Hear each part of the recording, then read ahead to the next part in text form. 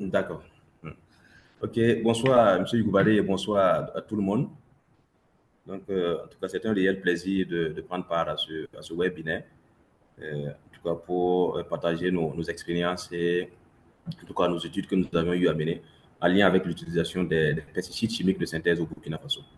Voilà, donc c'est le lieu de féliciter en tout cas le Sénabio pour la création de ce cadre, en tout cas qui nous permet de partager nos études, en tout cas d'affiner nos stratégies pour promouvoir une agriculture suffisante et saine, voilà, au profit de nos communautés.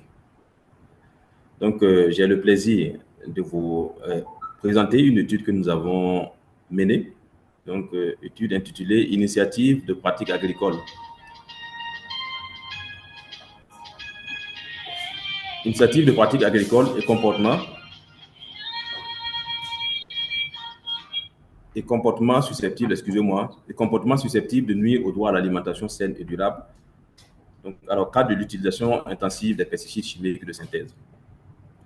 Alors, donc, nous savons que l'un des défis majeurs, voilà, de la production agricole en Afrique et plus singulièrement au Burkina, voilà, c'est de parvenir à réduire drastiquement l'utilisation des pesticides chimiques de synthèse dans la production agricole, voire éliminer même son utilisation dans cette production.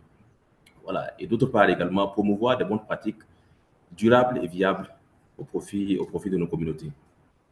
Alors, donc, c'est dans ce sens que le réseau INADES, donc, dans le cadre de la campagne Conscience alimentaire, a mené cette étude afin, d'une part, de caractériser le circuit de distribution des pesticides chimiques de synthèse sur les marchés, afin également de faire ressortir les pratiques susceptibles de nuire à l'environnement, à la santé de l'homme et à la santé animale.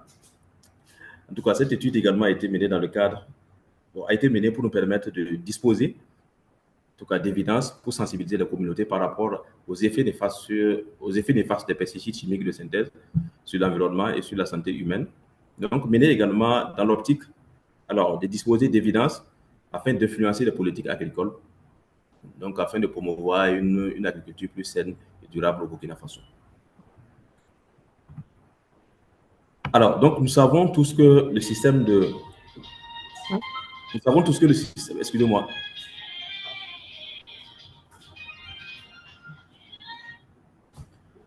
Alors, donc, nous savons tous que le système de production dominant au Burkina Faso est dit conventionnel.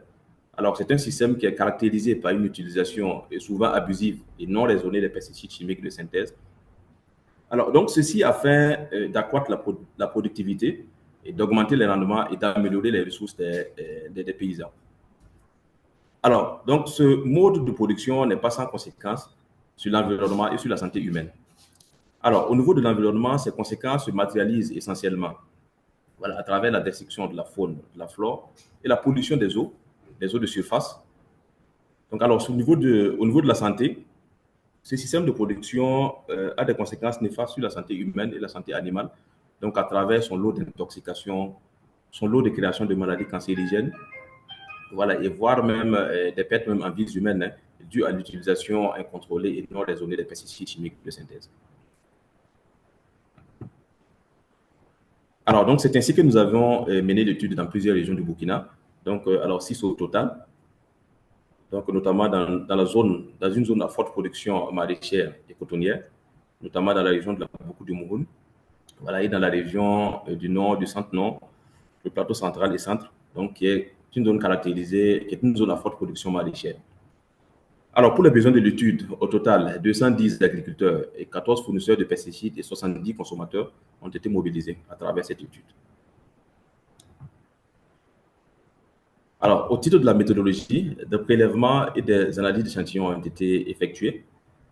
Donc, des échantillons de sol ont été prélevés, des échantillons d'eau ont été prélevés également, des échantillons de légumes ont été prélevés dans la zone de production cotonnière et également dans la zone de production maraîchère. Alors, donc, ces extraits ont fait vraiment l'objet d'analyses rigoureuses au laboratoire qui nous a permis de faire ressortir, en tout cas, des résidus ayant inclus dans ces extraits. Alors, donc, au titre des résultats, pour le premier niveau de résultats qui porte sur la proportion de pesticides homologués et non homologués en culture cotonnière et maraîchère. Donc, alors, pour le plan A, nous avons pour la zone de production cotonnière et pour le plan B, la zone de production et maraîchère. En tout cas, qu'est-ce que les résultats nous démontrent concrètement par rapport à l'utilisation des pesticides homologués et non homologués? Alors, pour ce qui est de la région de la Boucle du Moumoun, qui est une zone à forte production de coton, donc on constate que la quasi-totalité des pesticides chimiques de synthèse utilisés dans cette zone est plus ou moins homologuée. Voilà, donc nous avons des résultats qui partent de 86,7% à 93%. Alors, quand on compare ces résultats à la zone de production par excellence de culture maraîchère, c'est-à-dire la région du centre du plateau central, donc nous voyons qu'il y a un contraste à ce niveau. Et là, de 38 à 70% des pesticides utilisés dans la production maraîchère est non homologué. Alors, on peut se poser des questions par rapport à cette disproportion.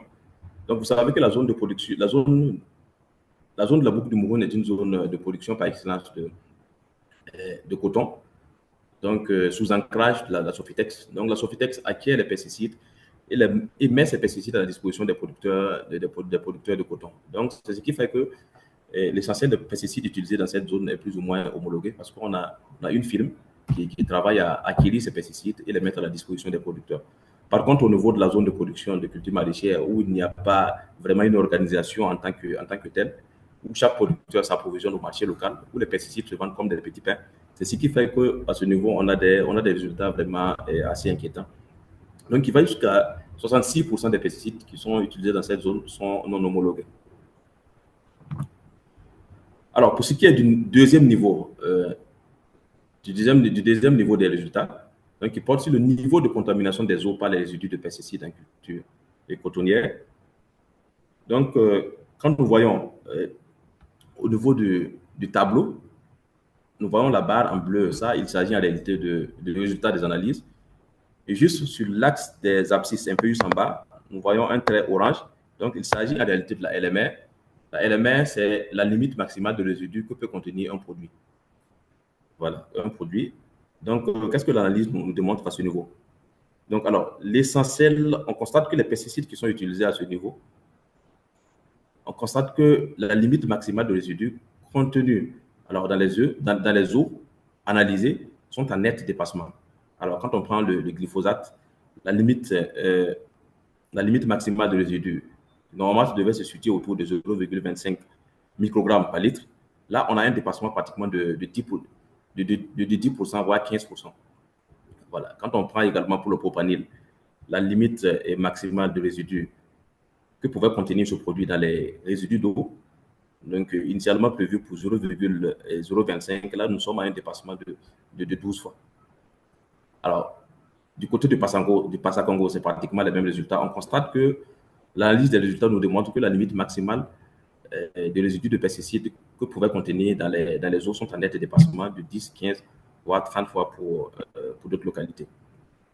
Et puis, nous avons retrouvé les traces des pesticides qui sont classés comme potentiellement cancérigènes et hautement dangereuses pour la santé de l'homme, pour la santé humaine et pour l'environnement de manière globale. Alors, pour ce qui est du niveau de contamination des eaux par les résidus de pesticides en zone maraîchère, donc nous avons pratiquement les mêmes résultats. Hein. Donc, nous constatons que la limite maximale de résidus que pouvaient contenir ces eaux en termes de pesticides utilisés par les producteurs sont en net dépassement de 14, 16 et 20 fois.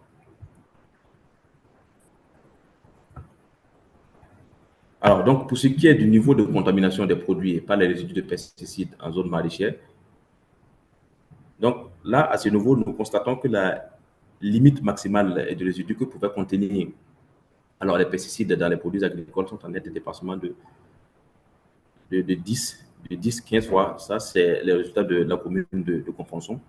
Donc, vous voyez ce que ça entrevoit comme conséquence sur la santé de l'homme, sur la santé des animaux et la santé de l'environnement de manière globale. Et encore à ce niveau, des pesticides dits cancérigènes ont été trouvés dans cette localité. Alors, donc, pour ce qui est du niveau de contamination des produits par les résidus de pesticides en zone maraîchère, donc notamment pour ce qui est du produit spécifique, le duron qui est en réalité un herbicide utilisé dans la production maraîchère, donc qui est aussi classé comme pesticide de synthèse hautement dangereuse, donc cancérigène. Donc là, nous avons constaté que la limite maximale de résidus aussi est en net dépassement. Donc, ce qui démontre vraiment la nécessité à ce qu'on puisse mutualiser les actions, voilà, pour combattre ces fléaux. Et quand on regarde aussi le mode de consommation, voilà, en tout cas de la population burkinabé, qui est généralement caractérisée par la consommation de subsistance, c'est-à-dire on part au marché, on acquiert le produit autour de 9 heures et autour de 13 heures, ce même produit est passé à la casserole. Donc, vous imaginez les conséquences sur la santé humaine et sur la santé des hommes. Alors, donc, en guise de conclusion, donc, nous pouvons dire que l'analyse au laboratoire révèle des pollutions excessives, c'est-à-dire des dépassements, en tout cas de normes, que ce soit au niveau des eaux, que ce soit au niveau du sol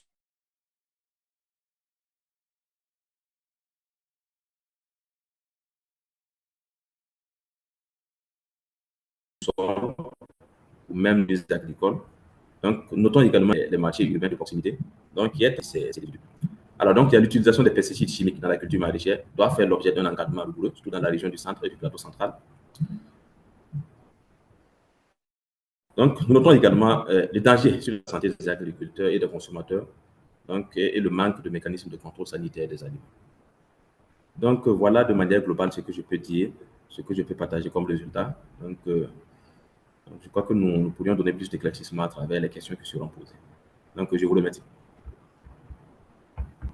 Merci bien, Monsieur Zoundi, pour votre brillante présentation. Je pense que c'est une présentation quand même qui fait peur, entre griffes, et qui nous amène véritablement à prendre des actions fortes vis-à-vis de tous ces éléments chiffrés et ces évidences que vous avez présentées dans votre communication.